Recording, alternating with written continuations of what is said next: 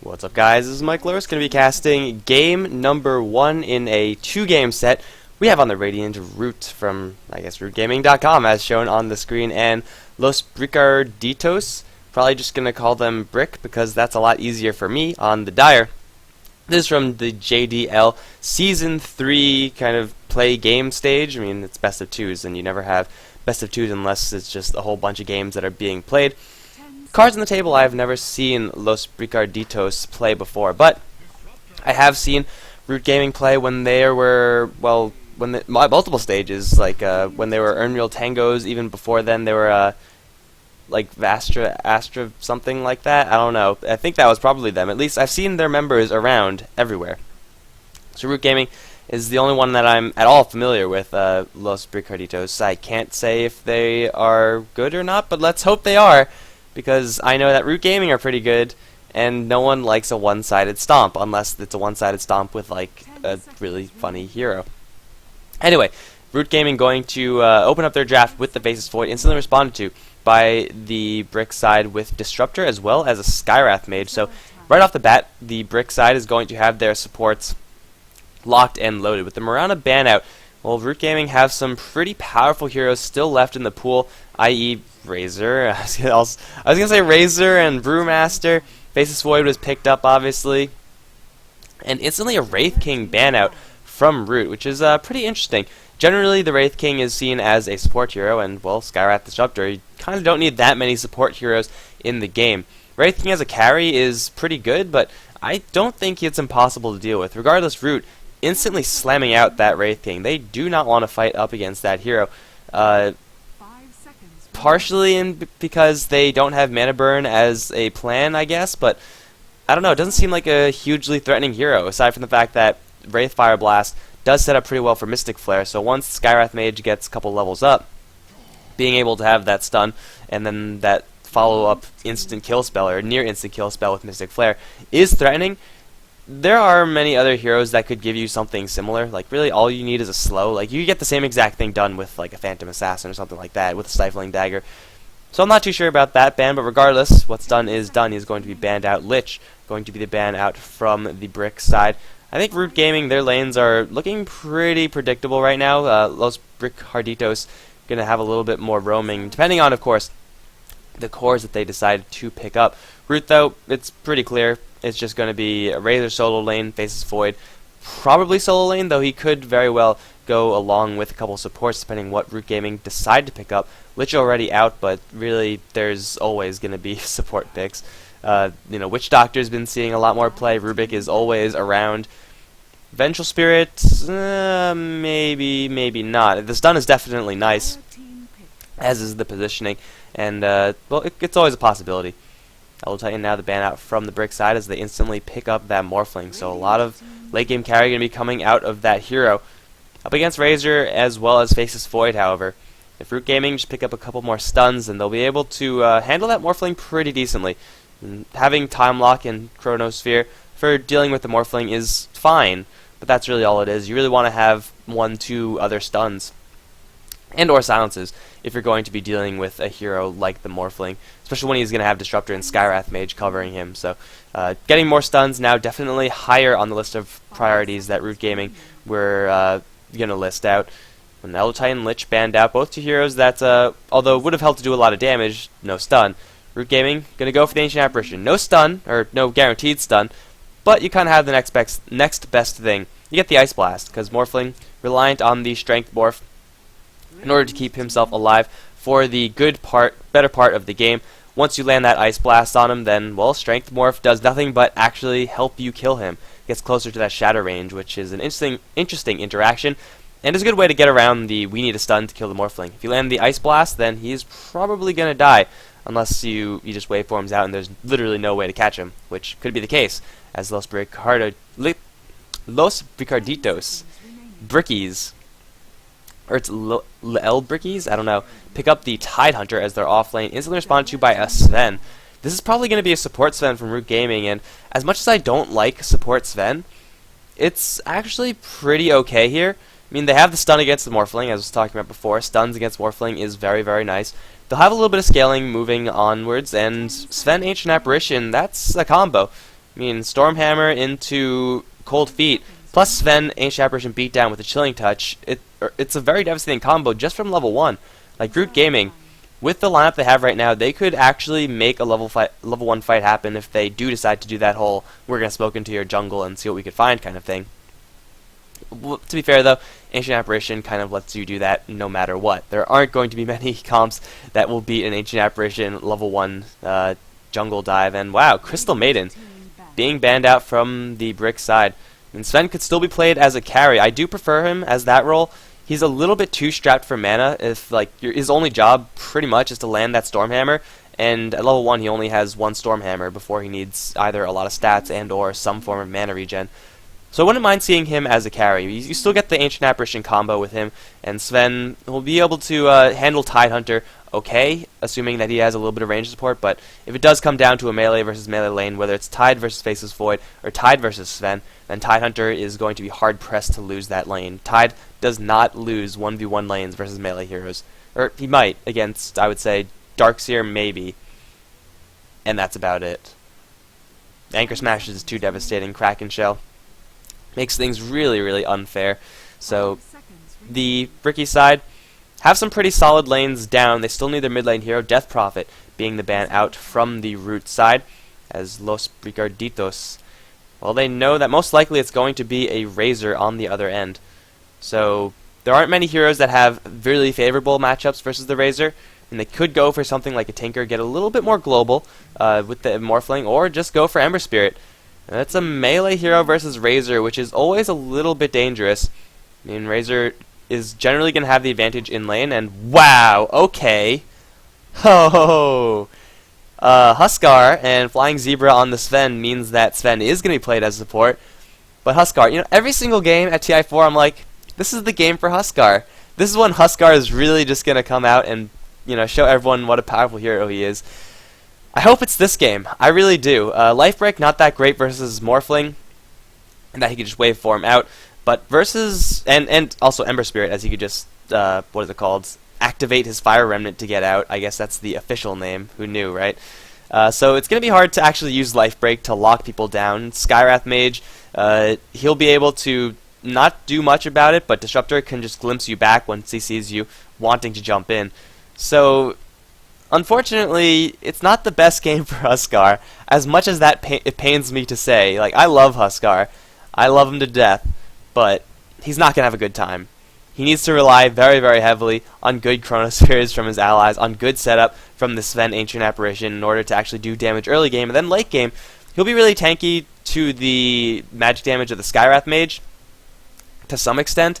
A big problem with Huskar is that he really becomes durable to magic damage once he drops low on HP, and Skywrath Mage's ultimate will drop him to that low HP amount, where then they have Morphling and or Ember Spirit and or physical damage from Tidehunter to crush the rest of Lycus's HP pool. So, yeah, Huskar is a hero that requires a certain team comp to be against in order to be fully effective, and unfortunately this is not one of those comps. Now, even if Huskar does not do well, even if that doesn't work, they still have a Faceless Void for Chronospheres. You can never count out a team with Faceless Void because Chronosphere is a balanced skill. They also have one of the most dominant heroes in lane, the Razor, up against a favorable matchup in the Ember Spirit. So, I mean, even if the Huskar doesn't work out later on, their lanes still work, more or less, and they should be able to get some sort of advantage in the early stage, assuming super aggressive roam isn't going to be coming from the Brik side. I mean, with an Ancient Apparition on top of the Chronosphere, Ice Blast is something that you just can't ignore. Doesn't it have a 5-minute delay? Oh shit, I don't have a 5-minute delay. I have like a 4-minute delay or something like that, but don't tell anyone. Don't tell anyone, guys. Alright, so let's go over who is going to be playing what. On the Root side, Ancient Apparition is going to be played by your boy JC. My boy JC. Going to be playing the Ancient Apparition, Flying Zebra. Following behind him as a secondary support, Sven. The main carry is going to be played by Huskar, which should be pretty interesting, a little bit interesting. Razor's going to be played mid lane by Tolera, and then off lane it's going to be Tubby the Fat's Faceless Void. Not going to have the best of times, but then again, when does Faceless Void ever have a good time? On the Bricky side, we have Morphling up on top. It's going to be played by Link. Slender is going to be playing the Disruptor, supporting, along with the Skywrath Mage of Derp, World Wide Web. Huh? Derp? I'm just going to, just Derp. Cut Undo? I don't know. Pronouncing people's names with no vowels is always a little bit hard, so I don't know about the Ember Spirit, but Messinese is going to be playing the Tidehunter on the bottom lane. Should be relatively safe, though again, Chilling Touch level 1 once the Ancient Apparition gets to level 2, and once Flying Zebra gets, maybe a little bit more levels. Level 2 really is the big number for the Ancient Apparition, and they can really put some hurt on the Tidehunter. But Tidehunter against Huskar is a good matchup, against Sven is a good matchup, against AA is a decent matchup, against all three of them. It really depends on when he gets caught, if he gets caught at all. So as I was saying before, the lane for Tolera in the mid lane as the Razor should be a pretty good one. The Ember Spirit is a hero that relies pretty heavily on his ability to actually apply his physical damage in order to get last hits. There are heroes that don't. You have your Death Prophets of the world. You have heroes with any sort of skills. Like a Tidehunter even doesn't really rely on that kind of thing. But draining out his damage and the fact that he is a melee hero means that Ember Spirit is going to struggle in this lane, which is probably a good thing for Root considering how bad of a matchup the Huskar is going to have moving forward. Top lane, Tubby the Fat is going to get absolutely jack, and that's kind of to be expected. Faceless Void is zoned out pretty darn heavily, like Skywrath Mage not afraid to fire some birds at the Faceless Void, who's currently hugging his tower and still taking harassment. So that should be fun as Derp just chills on the edge of the tower range. And then bottom lane, of course, Lycus is going to have a super easy time. Tidehunter getting slightly more, 62 experience more than Tubby the Fat, so big advantage there. But Lycus is going to receive just as much farm as the Morphling, if not more, depending on how they actually manage to right-click things out and get those last hits. And then the question becomes, who's winning the mid lane, which we already have answered in the Razor, and who is going to have a bigger impact with this farm?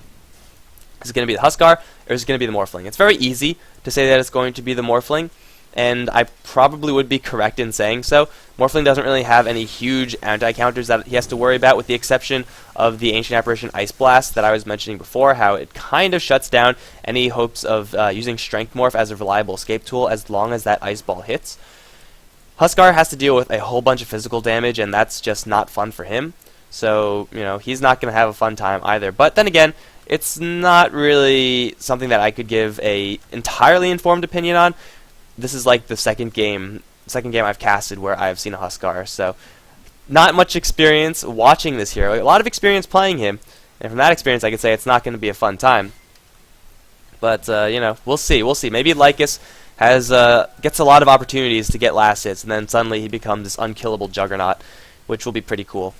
Flying Zebra doing his best to zone out the Messinese. I almost called him Malinese. That will be something completely different. Flying Zebra doing his best to zone out the Tidehunter with a melee hero. Always a little bit difficult to do, and of course he's sacrificing his own experience gain in favor of giving all of that to the Ancient Apparition. I like this decision, as do I like the decision of the Ancient Apparition to level up Cold Feet over anything else, taking priority with the Cold Feet. When you're going to be roaming eventually with the Sven, he already has a Smoke of Deceit, then you really want to have as much damage as you possibly could have. And Cold Feet, when it's all but guaranteed to proc off of that Storm Hammer, then it's a no-brainer. You should always be getting it.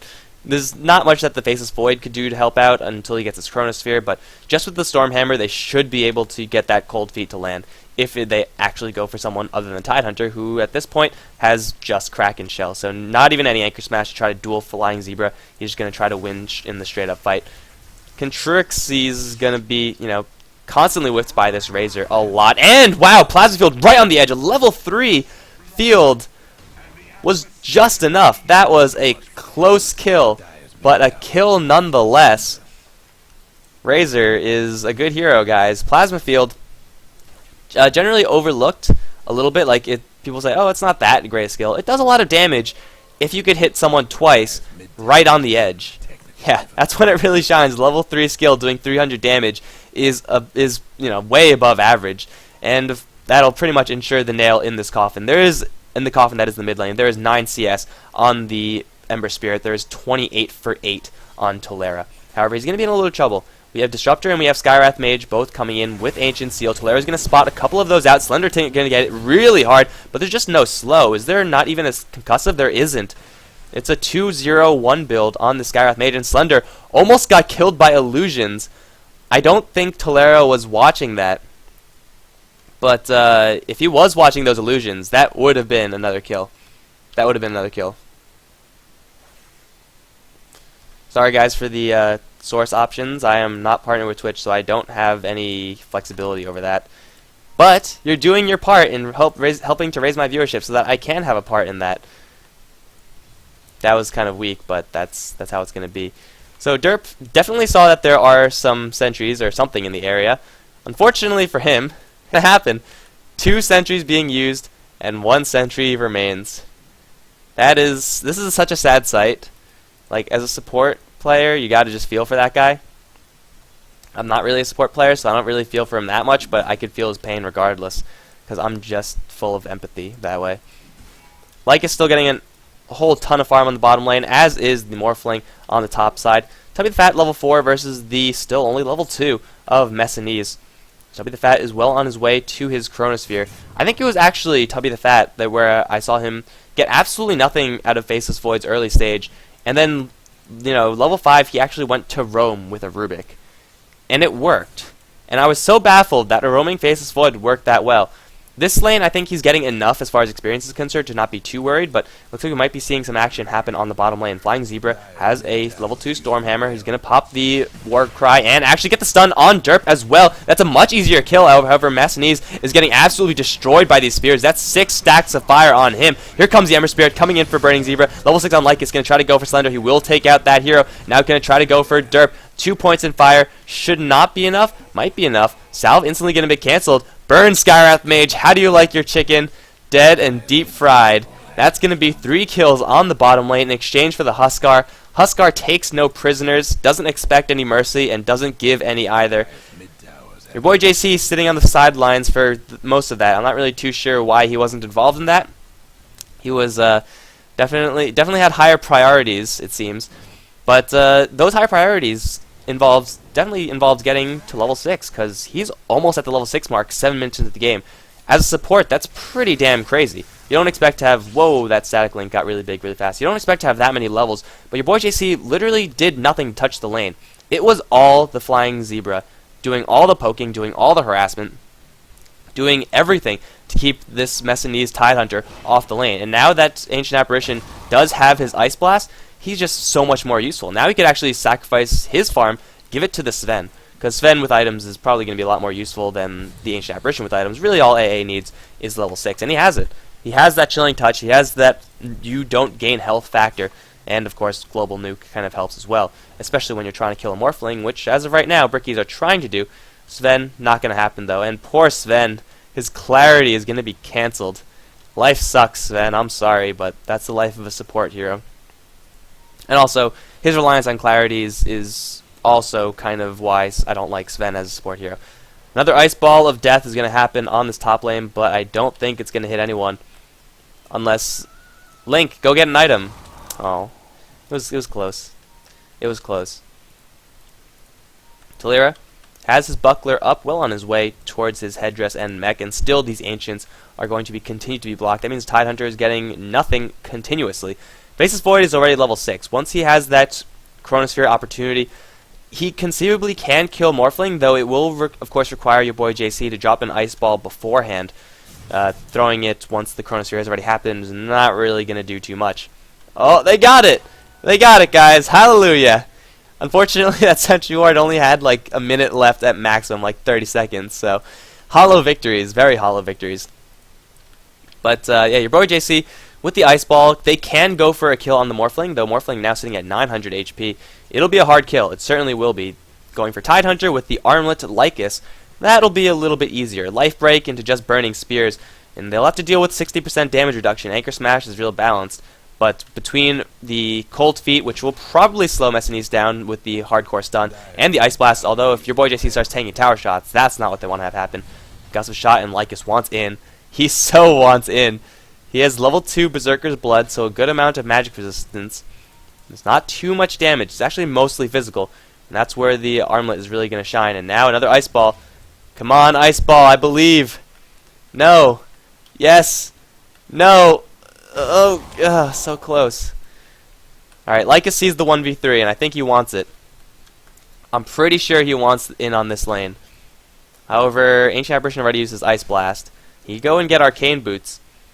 And really, it's the fact that Anchor Smash damage reduction is 60% from level 1. It'll be really balanced if they made that skill scale damage reduction. That would be cool. But 60% means that once Lycus jumps in, he's pretty much only going to be applying Burning Spears, which is okay, but that's all it is. It's okay. You want to be doing that damage with the armlet on top of the Burning Spear damage. Yeah, Burning Spears by itself is a little bit underwhelming. 28 for 8 is the Ember Spirit. He picked up 2 kills in the bottom lane, but still pales in comparison to the now 10-minute mech of the Razor. So, Control X is going to continue to get out-farmed by Tolera, who could, at any moment, teleport to a different lane, ideally the bottom lane, which is where the most action is most likely to occur. As it looks like Root are actually looking to push this tower. They have a Chronosphere, and they know Tidehunter has no Ravage, so why not? Might as well go for that tower. I mean, Huskar has an armlet. This guy's pretty damn big. And Tubby the Fat. He's not spotted out by the enemy just yet, and then now he's spotted out by the enemy. He's level 7, has only a level 1 Time Walk, however, so the initiation range, not the largest.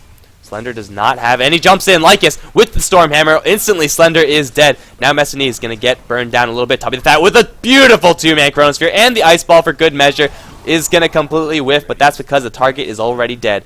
Lycus going to start to heal himself up, but he can get Sleight of Fisted right now unless he turns and fights with the armlet. Control X going to slowly start to burn. Was not going to be lethal. Is going to be lethal. Burning Spears do a lot of damage, guys. Holy crap. Ember Spirit is going to get brought down from 3 Burning Spears from this Huskar.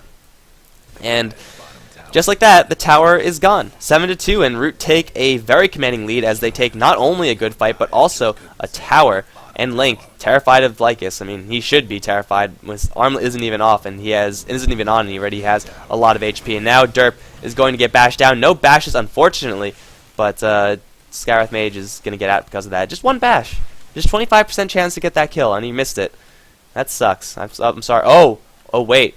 Wait. Derp, no. Okay, yeah, you could see it coming. So, he dodged it. It's fine. Nobody panic. Everything is fine. 5-1-1, and Lycus is just going to town on everyone. Link is going to get life broken up on top side, but really not much to follow up after that. Again, that's really the problem with Huskar. That and his inability to initiate on a Tidehunter, seeing as though he'll just get Anchor Smashed and probably will receive more damage than he will actually give. But Root did all that without Tolera. I mean, Tolera was on the mid lane the entire time, brought the mid lane down to sub 400 levels of HP. And then in a little while, I'm sure that tower is going to drop. He has a mech, so he can even heal up the creep wave. Juice up all of those creeps with armor. And then just go for a tower push of his own. He's level 11, and Tolera now looking to possibly pick up a BKB. Although, given how serious this game is, or how seriously Root are taking this game, I'm more inclined to think it'll just be an Aghanims. I want it to be an Aghanims. I want to believe it'll be an Aghanims. But I just don't know. Lycus up on top side will continue pushing this wave out. This tower is going to be the objective, and it doesn't look like there are any trades in sight. Brickies really just need to get some recovery time. I mean, the Ember Spirit got absolutely demolished in lane, as did the Tidehunter. Top lane did really well, but a Morphling with an Ultimate Orb, Power Treads, isn't going to be winning you any games anytime soon. So, yeah, the Brickies just need a lot of time, just like 10-20 minutes of nothing to happen, and then they will be okay with starting to fight. But I don't think Root are going to give them that opportunity. I don't know why Aya Storm was used, but it is now on cooldown. And Control X is going to get whipped down. Tolera is going to take a lot of damage in response, but a 2-man Chronosphere. Tubby the Fat's going to go to town on the Ember Spirit. Now Derp will get annihilated by the Ice Ball, who was taken down by Link in the back end. Mech, a little bit too late to save his buddy. A 2-for-1 trade, perfectly reasonable for the Root side. And Bricks, they only get the Ancient Apparition. It's a hollow victory. It is a very hollow victory. Now the mid lane. As promised, mid lane. And Messinese, if you step up too close, There is a very, very angry Huskar with an armlet and with spears that he could set on fire very easily somehow. And Tubby the Fat, just take a look at his Chronosphere cooldown. 80 seconds, still a really long ways off. He's only level 8, so he didn't actually have the highest amount of CS in lane. I mean, he didn't have a good time at all, but he's going to go for the budget build. Going to go for the Aghanims, rely on that Chronosphere very heavily. Ice Ball will whiff onto everyone. Lycus in a very awkward position. He will get rooted to the floor due to the Searing Chains. He's going to turn around and YOLO fight it out. There's the Ravage and the Anchor Smash, and Lycus is going to go down. Tolera a little bit too far away and stunned so that he couldn't get that mech out. And now he's chained to the floor as well. Plasma Field doing a lot of damage onto Control X. And Tolera is going to stand his ground now. Flying Z-Break to pop the God Strength. Now going to try to go to town onto Messinese. He will take down one. Tubby the Fat from the back. Going to try to take down Slender. Another long range whip from Tolera. And the Slender will go down. Link on the way out. Has a lot of strength to morph. But if he's stunned, he's not going anywhere anytime soon. He's going to go down. It's a double kill for Tolera. He wants more even. Can he get more? I don't think he can get more. Unless they dive the base. Please? No. They're both going to get rooted to the floor, but I think they're going to be okay with saying that's enough. And, oh, wait. Oh, no. Okay, you know. One of these days it'll happen. One of these days it will happen. But the secondary tower is going to take some chip damage. I don't think they have enough to actually bring it down. Not enough health in the tanks as Tolera, is going to bail out to his base. Tubby the Fat has a Chronosphere, but you can't really solo kill people with that Chronosphere just yet, Tubby the Fat. And by just yet, I mean you probably won't be able to solo kill people with this Chronosphere ever, because you're going for an Aghanims, and that's completely fine. That's completely reasonable when you have a Huskar who's backing around a Helm of the Dominator plus an Armlet 15 minutes in the game, and has another thing flying out to him. Yeah, another 10 strength. It's okay. It's average. The amount of damage he's doing is average. Tubby the Fat wandering around with no HP because he's fearless like that. Gonna jump across and Chronosphere 2 once again, but he's trapped! He's trapped by Satyrs! Quick, bash them all down! Kill Slender! Kill somebody! Slender will shatter in the end. Tubby the Fat, unfortunately, not able to get into any of that. Here comes Link, will instantly kill off the Sven, and Tubby the Fat will try to TP out. Mech, keep him alive. However, he will get Searing Chain down to the floor. He will time walk his way out. He will be just fine. Tolera going to start whipping at Ember Spirit, as well as Link. And in the meantime, Tidehunter is going to get worked down by Lycus in the Roshan pit, who, I guess Lycus was just trying to solo Roshan. That'll do it. Bait. Yes, it was all elaborate bait. The Faceless Void in the corner, who did manage to survive. Because Satyrs, man. Usually it's Mud Golems. Like 9 times out of 10, it's Mud Golems. But this time, this one time, it was Satyrs. How terrible is that, guys? How terrible is that? Lycus does manage to secure himself an Aegis of the Immortal just by himself. Just casually, just going to do that while the rest of the team is doing whatever it is they want. And Lycus now is going to go for a Sange. Ooh, interesting. Well, it's a lot of health going to be given to him from that item. The question is, Halberd or Yasha? Honestly, I don't know. I honestly don't know. I mean, they would both be good. I don't know how much he fears Morphling or Ember Spirit, honestly. Like, there's no one that I would say, yes, you need to stop this guy from attacking. Maybe in 15-20 minutes, the Morphling would be that person. But I think as of right now, the way the game is going at this pace, just go for the Sange and Yasha, man. Get that extra attack speed, movement speed even. Get some extra value that way. Link, don't do it, Link. Leave. Waveform out. Retreat. Panic. Tolera. Showing him what's boss. Showing him who's boss, not what's boss. And then I think it's time to push this tier 2 tower. Because Tubby the Fat has a Chronosphere. Tick-tock. Faceless Void wants in. And I think if there's a 2-man Chronosphere opportunity, like right now, it will just be had. Although Lycus could just go and spoil the whole thing. Jesus, Lycus. Wait for your friends to go in also. Okay, well, Lycus he's impatient. He's just going to go in and get his kills and then leave. And Tolera with the haste rune. Yeah, this tower is gone, and Tubby the Fat, Chronosphere on 2, of course it would be, and an Ice Ball. There is no more strength more for you, Morphling. I am so sorry. He's going to waveform out of here, but I don't think he's going to be escaping. Whipped down by Tolera. It's another double kill for this Razor as he Zoidbergs all the way down to the bottom lane to find another kill. Make it a triple. Why not?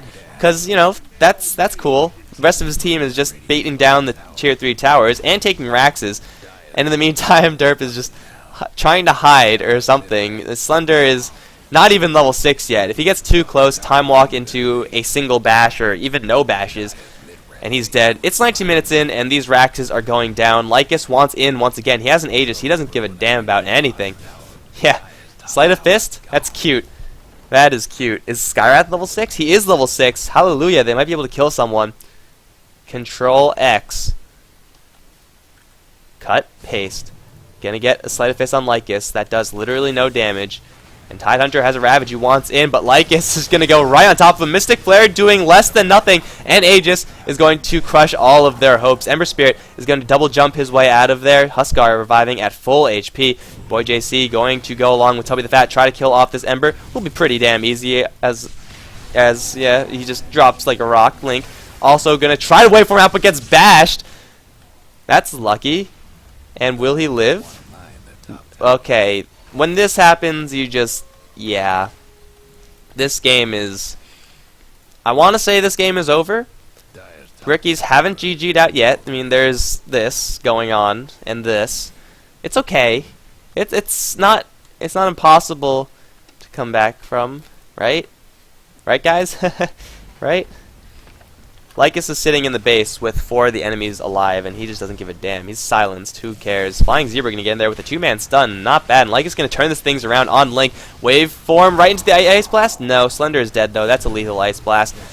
Lycus still at very comfortable amounts of HP, and then the Heaven's Halberd onto the Ember Spirit. Run away, Ember Spirit, right into the Chronosphere where Tubby the Fat has set it up. It was a trap the entire time. Messinese, you can get slowly bashed down in that Chronosphere. That's going to be a full 5-man wipe. It's a double kill for your boy JC. It's a double kill for Lycus, and Razor taking the odd one out.